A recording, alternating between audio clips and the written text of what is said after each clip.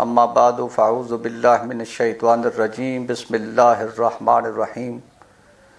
قال اللہ تعالی فی قرآن الحکیم وفرقانہ الحمید بسم اللہ الرحمن الرحیم یا ایہا الذین آمنوا کتب علیکم الصیام کما کتب علی الذین من قبلکم لعلکم تتقون صدق اللہ مولانا العظیم۔ برادران اسلام، محترم مکرم سامعین و حاضرین، قرآن مجید فرقان حمید سے جو آیت شریفہ میں نے آپ کے سامنے تلاوت کی ہے، اس میں اللہ تبارک و تعالی نے صاحبان ایمان سے خطاب کرتے ہوئے ارشاد فرمایا کہ اے ایمان والو، تم پر روزے فرض کیے گئے ہیں جیسا کہ تم سے پہلے لوگ یعنی پہلے انبیاء کی جو امم سابقہ ہیں ان پر روزے فرض ہوئے تھے، لعلکم تتقون۔ اور اس روزے کا جو مقصد ہے اور اس کی جو غایت ہے اور غرض ہے وہ تقوی ہے۔ تو ہر چیز کی کوئی غایت اور کوئی مقصد ہوتا ہے، تو روزے کا جو مقصد ہے وہ تقوی ہے۔ اور جس چیز کی کوئی غایت جب ہوتی ہے تو غایت جب حاصل نہیں ہوتی تو اس چیز کا جو مقصود ہوتا ہے وہ ختم ہو جاتا ہے۔ جس طرح انسان نے گھر بنایا اس لیے تاکہ لوگ اس میں رہیں،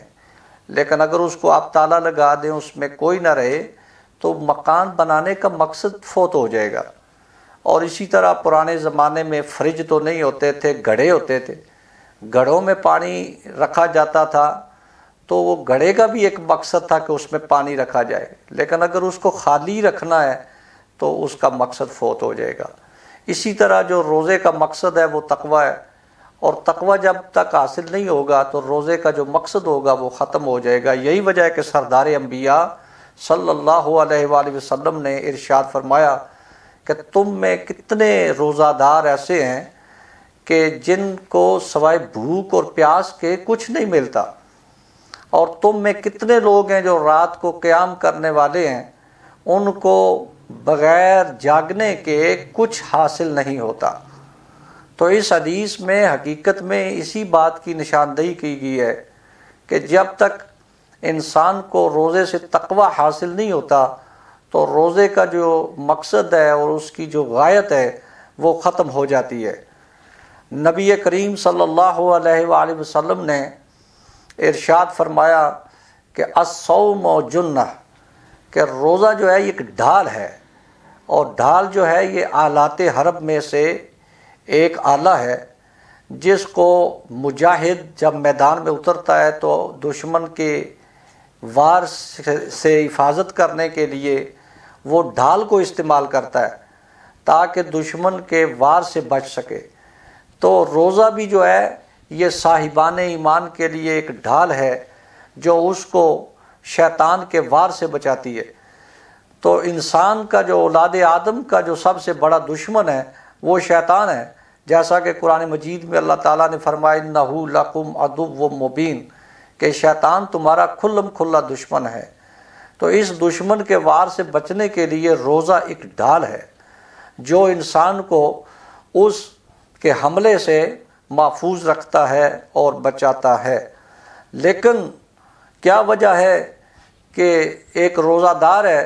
وہ روزہ رکھ کے بھی اس کے لیے روزہ ڈھال نہیں بنتا، وہ شیطانیت سے یا شیطان کی پیروی سے محفوظ نہیں ہوتا اور نہیں بچتا؟ تو اس کا مطلب یہ ہے کہ اس میں کہیں فرق لگا ہے، چونکہ اور روزے کا جو مقصد ہے اس کے لیے سردار انبیاء صلی اللہ علیہ وآلہ وسلم نے ارشاد فرمایا کہ من صام رمضان ایمانا و احتسابا غفر له ما تقدم من ذنبہ، کہ جو شخص اس روزے کو ایمان کی نیت سے رکھتا ہے اور احتساب کی نیت سے رکھتا ہے، اللہ تعالیٰ اس کے گزشتہ گناہ معاف فرما دیتا ہے۔ تو اس میں ایمان اور احتساب کا نیت میں ہونا انتہائی ضروری ہے۔ اگر اس عمل میں ایمان اور احتساب کی نیت نہیں ہوگی، اس کا تصور، اس کا تخیل نہیں ہوگا، تو پھر وہ روزے کا جو مقصد ہے وہ پورا نہیں ہوگا۔ تو رمضان جو ہے یہ اس کے دو مصادر بتائے گئے ہیں کہ ایک اس کا مصدر ہے رمضان، اور دوسرا رمضان۔ رمضان اگر اس کا مصدر ہو تو اس کا معنی یہ بنتا ہے کہ بارش برسنا۔ تو جس طرح آسمان سے بارش برستی ہے اور تمام فقہ اسلامی کے نزدیک بارش سے بھی طہارت حاصل ہوتی ہے، اگر زمین پہ کوئی پلید چیز پڑی ہو تو بارش سے وہ دھل جاتی ہے اور پاک اور صاف ہو جاتی ہے۔ تو اسی طرح رمضان جو ہے اس کا معنی ہے بارش برسنا، کہ اس میں بھی انسان پر اللہ تعالیٰ کی جو رحمت، اس کا فضل اور کرم جو ہے وہ برستا ہے، تو اس کرم اور فضل سے اس کے تمام گناہ جو ہیں وہ معاف کر دیے جاتے ہیں، اور اس کی دل کی جو زمین ہے وہ مصفہ اور مشفہ اور پاکیزہ اور صاف ہو جاتی ہے۔ اور اسی طرح اگر رمضان کا لفظ جو ہے یہ رمضن سے مشتق ہو تو اس کا معنی ہے جلانا یا جلنا۔ تو جلنے کا مطلب کیا ہے کہ جس طرح بارش سے اور اس کے پانی سے طہارت حاصل ہوتی ہے، اسی طرح گرمی سے بھی طہارت حاصل ہوتی ہے۔ تمام اسلامی فقہ کے نزدیک اگر کوئی چیز پلید ہے تو اگر وہ جل جائے، سڑ جائے، اور اس کے بعد وہ اس کو پاکی کے حکم میں وہ ہو جاتی ہے، تو اسی طرح جو جلنا ہے اس سے بھی طہارت حاصل ہوتی ہے۔ تو روزے سے جو انسان کے اندر گرمی پیدا ہوتی ہے اور آتش پیدا ہوتی ہے، اس آتش سے انسان کے گناہ جو ہیں وہ ختم ہو جاتے ہیں اور گل سڑ جاتے ہیں۔ تو اسی طرح سرکار دو عالم صلی اللہ علیہ وآلہ وسلم نے جو ماہ رمضان میں اور اس کی جو برکات ہیں اس کے متعلق ایک لا تعداد لا متناہی سلسلہ حدیث مبارکہ کا، اور یہاں میں ایک ضرور قول نقل کروں گا اس ہستی کا کہ جن کو مولا کل، مولا کائنات کہا جاتا ہے، یعنی میری مراد مولا علی کرم اللہ وجہ الکریم۔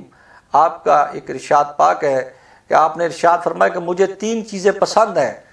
نمبر 1 گرمی کا روزہ، اور نمبر 2 مہمان کی مہمانداری، کہ جب گرمی کا روزہ ہوتا ہے تو وہ مجھے بڑا پسند ہوتا ہے، اور اگر کوئی مہمان ہوتا ہے تو اس کی خدمت میں مجھے بڑا مزہ آتا ہے۔ اور اسی طرح جو گرمی کا روزہ ہے یہ اصل میں بقیہ عبادتوں میں اور روزے میں فرق ہے کہ بقیہ عبادات جو ہے اس میں اطاعت کا جذبہ ہے، لیکن روزے میں عشق کا جذبہ ہے، کہ ایک انسان اپنے مالک، اپنے معبود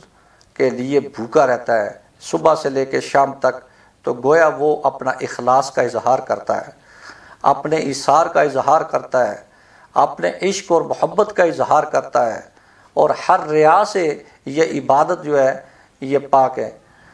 تو جس طرح انسان اپنے معبود کے لیے اپنے اخلاص اور ایثار کا اظہار کرتا ہے تو پھر اللہ تعالیٰ اس کو اس کا اجر یہ عطا فرماتا ہے کہ حدیث قدسی میں آتا ہے کہ اللہ تعالیٰ ارشاد فرماتا ہے الصوم لی وانا اجزی بہ، کہ یہ روزہ میرے لیے ہے اور میں ہی اس کا اجر دینے والا ہوں۔ تو ہر عبادت کا اجر تو اللہ ہی دیتا ہے، لیکن اس میں یہ کہنا